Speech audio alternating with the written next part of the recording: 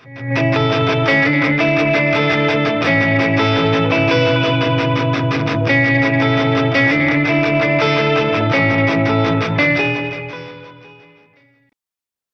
and welcome. My name is Jinir. I'm here to give a build layout, a tribute layout of the Proclaimed Hunter build, which is a dual-wield resto staff build, made pretty much for PvP. Works pretty good in PvE. I haven't really had any problems with it with the very high magicka spamming I can put out with this build. Works pretty good. So immediately getting straight into the build, I'll start off with the tributes. If you're not running softcap info add-on, I'd recommend you get it from either Curse or ESOUI.com and get that add-on so you can see your softcap. You want to be hitting the softcap of magicka. As you guys can see, I'm actually a little bit under, which is actually harmful to my build. Granted, it's a couple, so it's not too big of a deal. But again, the better off, if you can hit that soft cap, the better off you are. So I went 20, 29. Now I am a Dark Elf NightBlade, and I am a vampire. We'll get into that as well. But just want to make sure you guys understand the precedence of magicka over health right now. Health is a secondary stat. Magicka is your primary. You want to hit soft cap. So that's that part of the build. Getting straight into it, here's the first skill bar. So I'm running Shadowy Disguise, Ambush, Killer's Blade, Concealed Weapon, and Invigorating Drain, which will be morphed. And then Incapacitating Strike.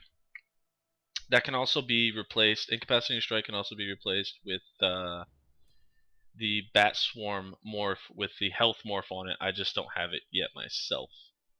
So, getting into why this works so well in PvP for a quick bottom lineup format, bottom lineup front on that.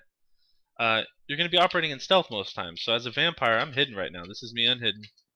If I go into hide, with the conjunction of concealed weapon and vamp move speed passive, dark stalker, allows me to run pretty darn fast in open world PvP. So I'm not traveling on a mount. I'm not going to randomly get stunned off my mount, thrown to the ground, and just brutally raped by somebody, right? I'll be able to move in stealth and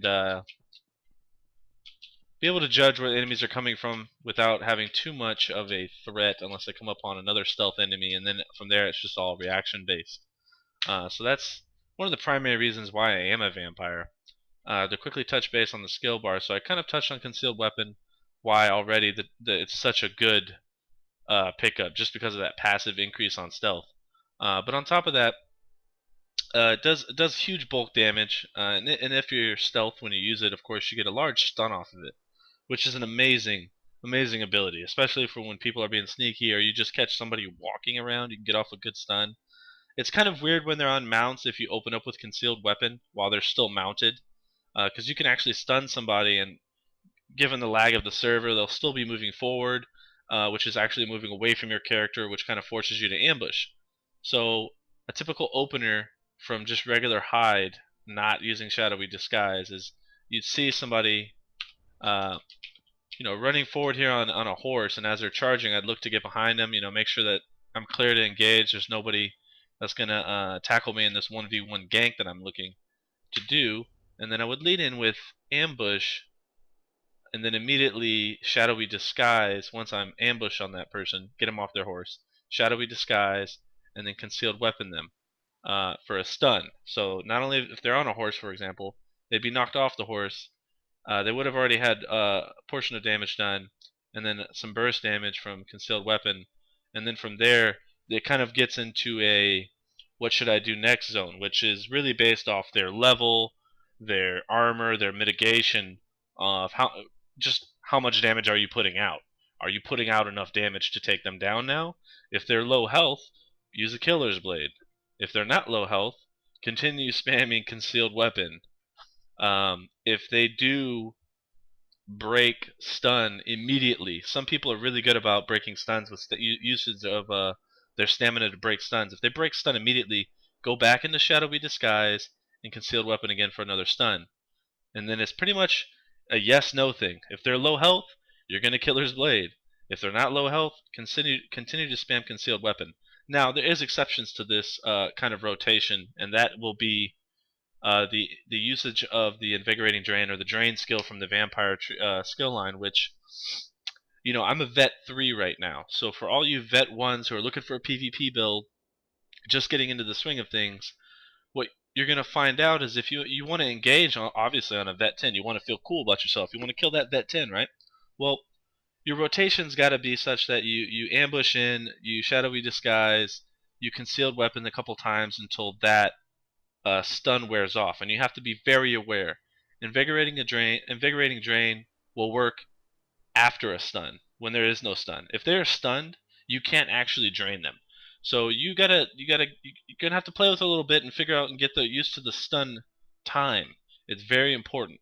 So when they do let the stun run out, if they don't use stamina, or be aware when they do use stamina to immediately start the drain. Now on most vet 10 characters that I've gone against, which is good amount at this point for me, and I'm sitting at vet 3 now, but uh, good vet 10s that I've gone against, I do a large portion of damage off these first skills that you see here. That first rotation I've been telling you all along. I've done a lot of damage. But then when the stun comes off, after the first 3-4 seconds, I need something to hold them in place, continue that drain on them, and give kind of like a soft silence, so to speak. And that's drain. And you'll see the drain pop off, and if they don't use stamina to burst off that, then they're going to be sitting at you could easily execute them at that point with Killer's Blade. They're going to be very low health. So you can burn them down with either Killer's Blade, or if they start healing up for whatever reason you messed up, you can always pop your Incapacitating Strike, and then finish them off with a Killer's Blade immediately right after that, because that'll burn their health really low. Again, that depends upon how hard your Incapacitating is going to strike based on the percentage gain so far for the damage increase, for the charge increase, I should say. So that's the first bar. That's kind of the so what of the build. I'm explaining to you why it works right now on paper. Again, after I go over this second bar here, I'll give you a quick video, compilation and showing you that it works in the current meta of the game and this current version that is released right now. Forgive me, I don't actually know the version number, but the first instantiation of the game that was released to my knowledge after beta. So that's that. I do run Resto Staff on my secondary. I need to change one skill though. Let's go ahead and put back my funnel. So this is the secondary build the secondary that I like to use, which is kind of good if you're open PvPing an open world. Maybe you're with a Zerg. You're not really in that full assassinate mode. Just go the first two healing skills, which would be under the healing restoration staff, obviously. Illustrious healing and rapid regeneration. I am going to look to pick up more of the passive abilities. I'll get to passive here in a second. I won't even touch on that right now. The illustrious healing and rapid regeneration, funnel health, crippling grasp, and mist form. Upgrade it to elusive mist form as soon as possible, and then veil of blades as an ultimate. Again, at any point you can put the bat swarm with health regeneration right now. It's such a good skill in this current release of ESO that I really recommend any vampire to make full utilization of that skill if you have it, if you've leveled up enough. It's almost a no-brainer. It's just too good. Too reliable, too good of a heal on it. Puts out good damage. So that's the build. I don't actually use this in the actual 1v1 ganking PvP on my main bar.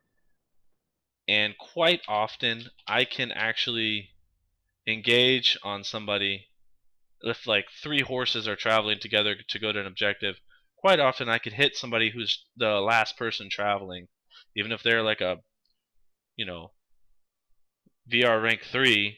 I can still jump on him, burn him, and kill him within 5 seconds with this rotation, and go back into shadowy disguise for quite a couple times, and manage to get away without a real big reaction out of the other 2 people traveling with said person.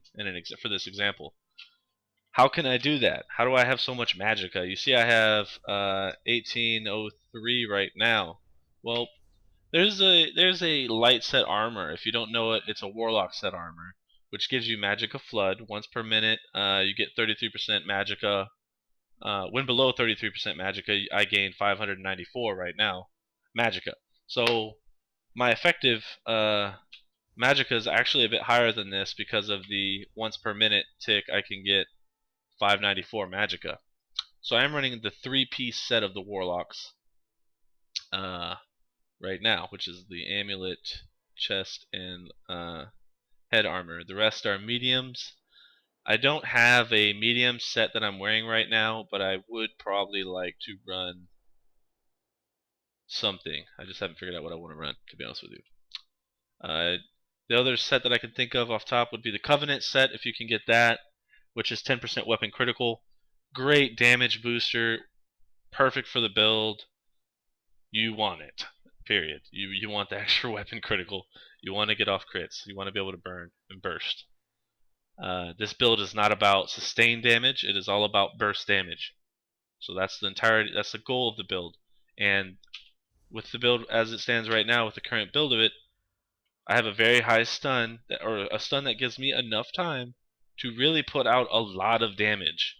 And I have enough Magicka to be able to continuously spam Shadowy Disguise to get away from groups of people chasing me. Again, that doesn't always work. There are instantiations where I am absolutely blown up after killing somebody, for sure.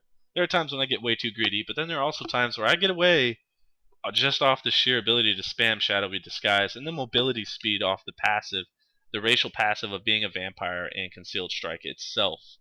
So, really good build. It really kind of synergizes with the whole thought of I'm going to be a hit and run type of character. And by hit and run, I mean you hit the person with a truck and then absolutely speed off in a Ferrari while being, invisible. It's pretty beautiful. Passives, you're going to want to pick up all the passives on the Assassination, the Shadow, and the Siphoning. I haven't picked up the Potion Effectiveness. I've been debating it myself.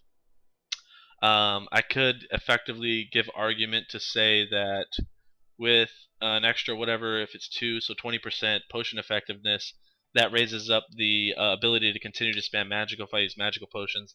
You could argue that. I could probably go with that. I'll probably end up skilling it. Just been debating on it, but I'd probably want to take it. For dual wield itself, a couple of these aren't actually going to help you in PvP itself. Like reduces the cost of dual wield feat abilities. I'm not actually using any dual wield feat abilities in PvP. Just as of the current meta, none of them are actually good enough.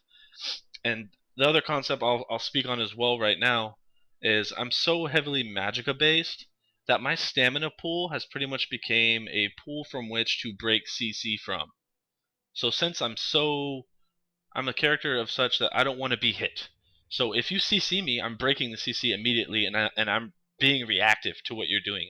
I'm gonna go break CC, go shadow, and stun, or break away, break contact, get away from whatever danger I'm in, and reset, so to speak, and pick up a more advantageous position for me to strike from.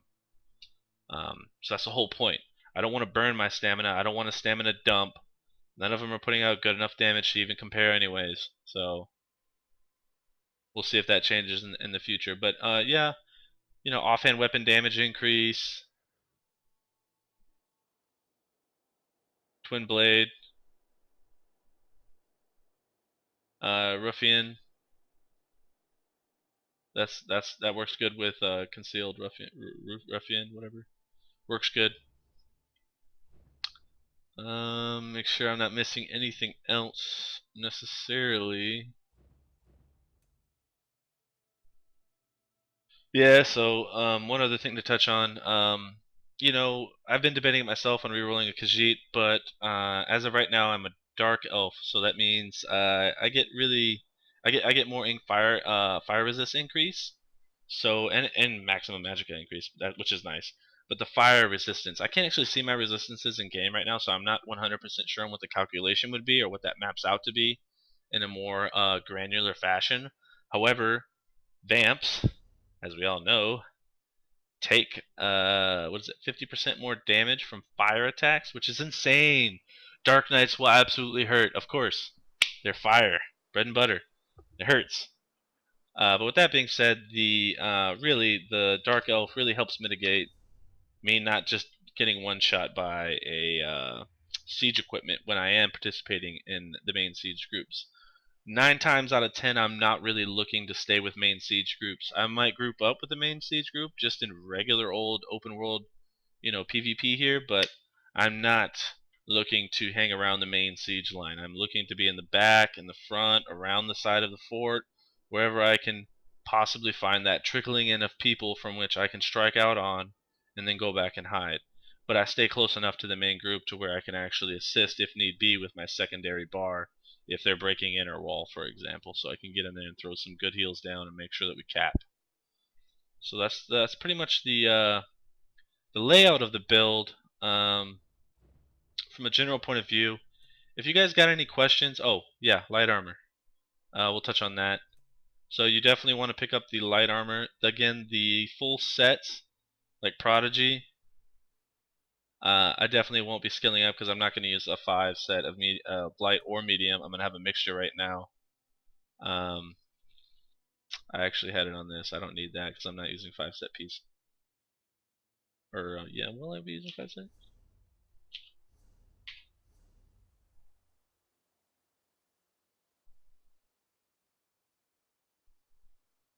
Yeah, so I could potentially make use of agility. But yeah, I'm skilling those out. I'll probably end up getting I don't even know if I want to get that.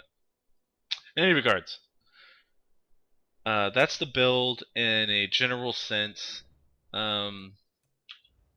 Let's go show it in action. Let's go show people dying within 5 seconds and make people stop using stamina dumps for no reason. This is Jinir. I hope you guys enjoy.